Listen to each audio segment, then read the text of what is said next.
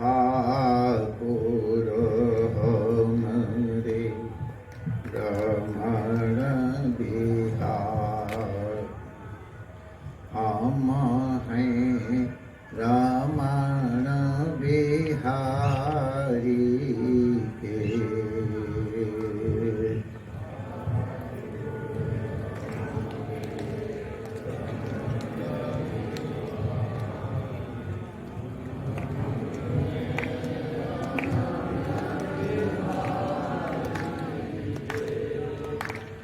ठाकुर हमारी यमुना मैया, हम हैं यमुना मैया के।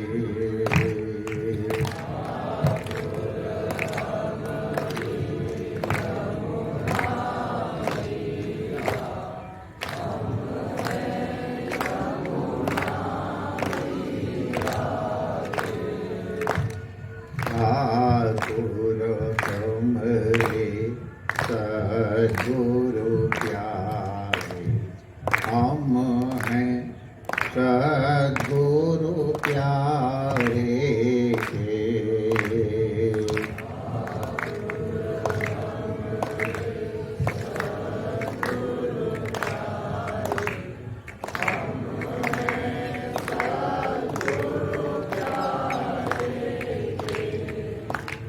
साधु सेवा धर्म हमारा, काम न दुनिया दारी से।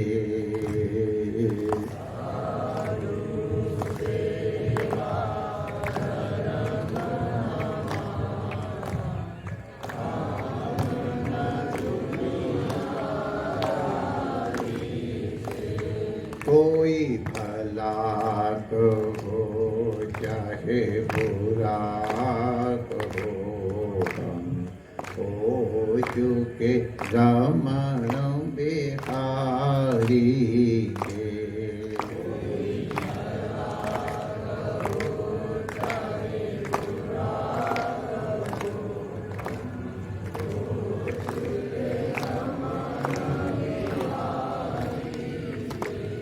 हम हो चुके यमुना मैया के।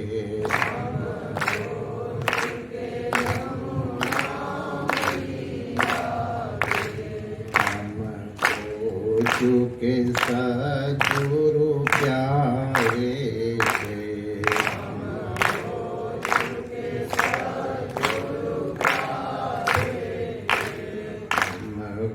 हो चुके रमण बिहारी के।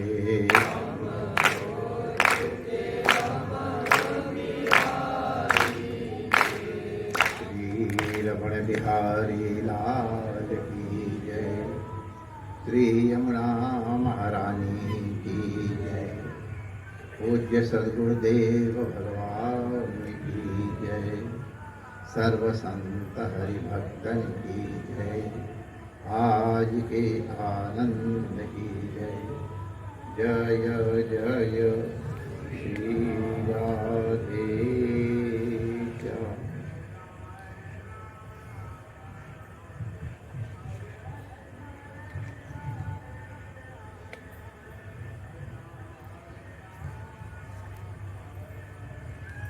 नारायण नारायण नारायण नारायण।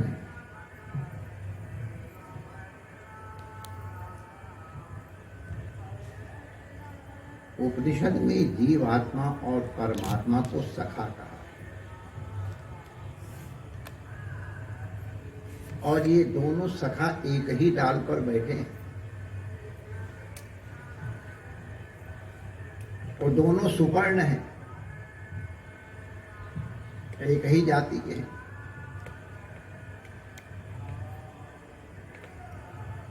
अंतर केवल इतना है कि एक उस वृक्ष के फल का सेवन कर रहा है और एक उस फल का सेवन न करके ऊर्ध्व दृष्टि रखता है। बस इतना अंतर है। जो ऊर्ध्व दृष्टि वाला है वो सर्वज्ञ है, और जो अधोदृष्टि वाला माने फल की दृष्टि करने वाला है वो अल्पज्ञ है। लेकिन हैं दोनों मित्र, और मित्र उसे कहते हैं जो बुरे समय में भी और भले समय में भी अपने मित्र का साथ न छोड़े, उसके दुर्गुणों को छिपाए, गुणों को प्रकट करे, उसको और अधिक बढ़ाने की चेष्टा करे, मित्र कहलाता है। श्री कृष्ण और श्री अर्जुन मित्र हैं, एक ही रथ के ऊपर बैठे हैं, एक मोह के कारण विचलित है और एक विवेक कारण सुस्थिर है। मोहग्रस्त जिज्ञासा करता है कि मुझे क्या करना चाहिए, और विवेकवान उन्हें मार्ग प्रदर्शित करता, तो बुद्धि से काम लो। भगवान कहीं ये नहीं कहते मैं कह रहा हूं उसको लिए मान जाओ। गीता की ये विशेषता है, अन्य संप्रदायों के ग्रंथ हैं और उनकी अपेक्षा ये अंधश्रद्धा के ऊपर बहुत अधिक आग्रह नहीं रखती है, विवेक के ऊपर आग्रह रखती है। तुम्हारे मन में विवेक जागृत हो जाएगा तो श्रद्धा स्वयं हो जाएगी, अवश्य ही करो।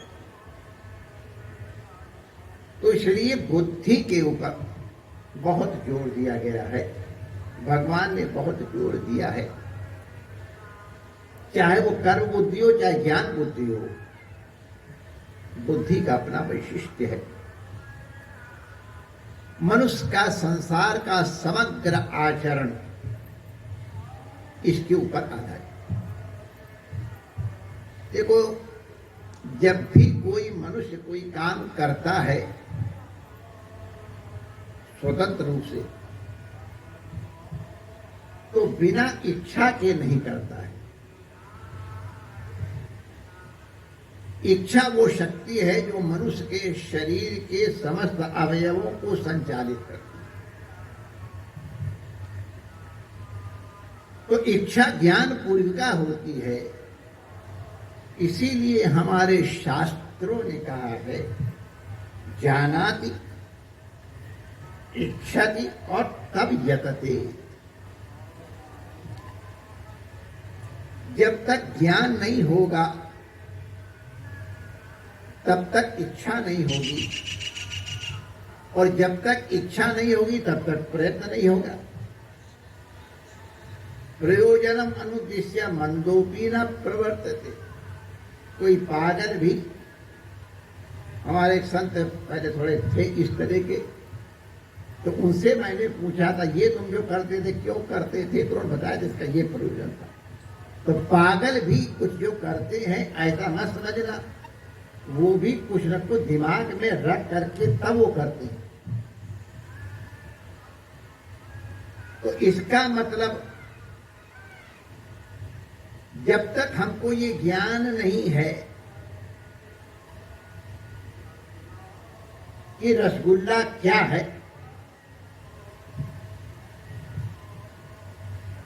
तब तक हमारे मन में रसगुल्ला की इच्छा भी उत्पन्न नहीं होगी।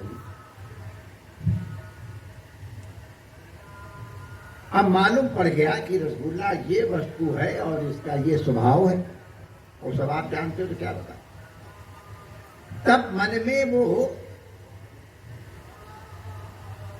इच्छा करता है, और इच्छा करते समय ये देखता है कि ये हमारे अनुकूल पड़ेगा कि नहीं। अब जिसको डायबिटीज है बढ़िया वाली,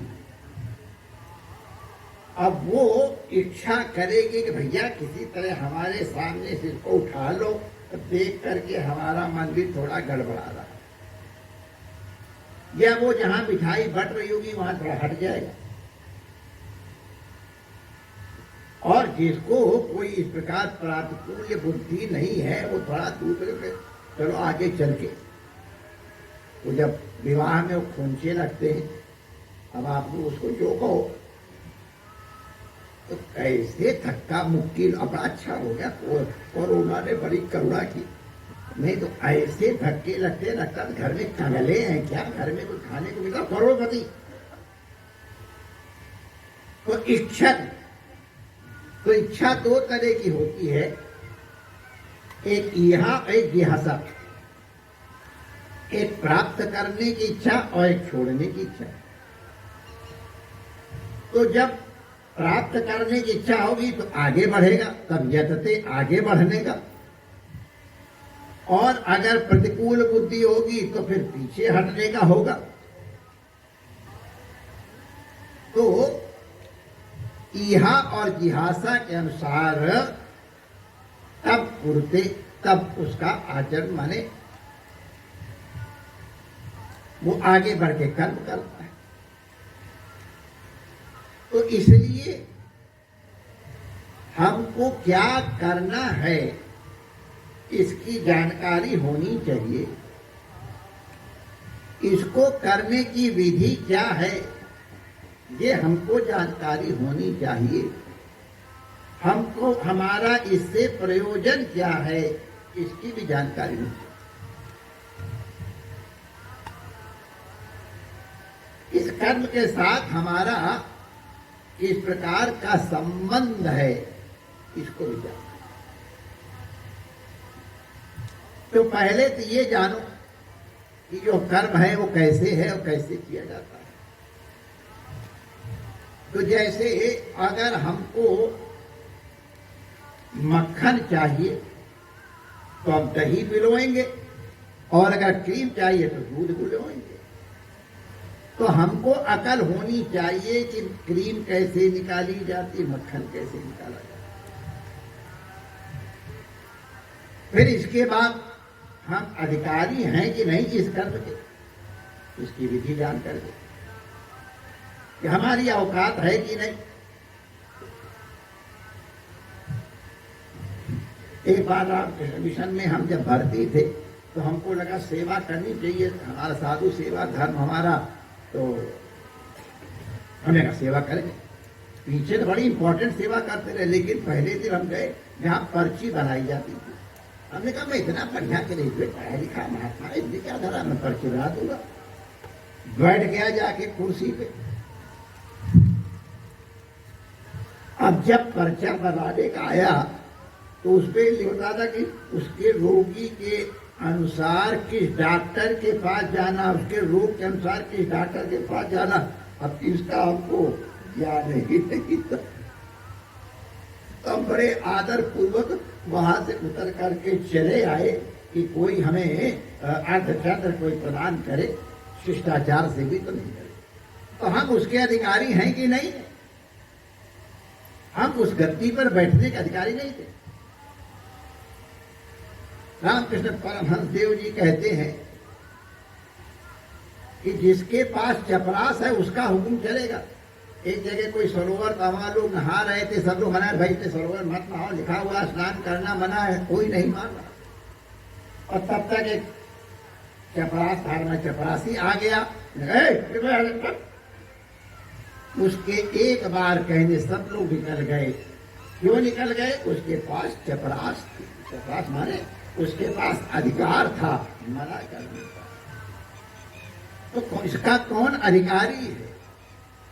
मैं बता, हमको ग्रेजुएट है लेकिन पर्ची नहीं बना पाए।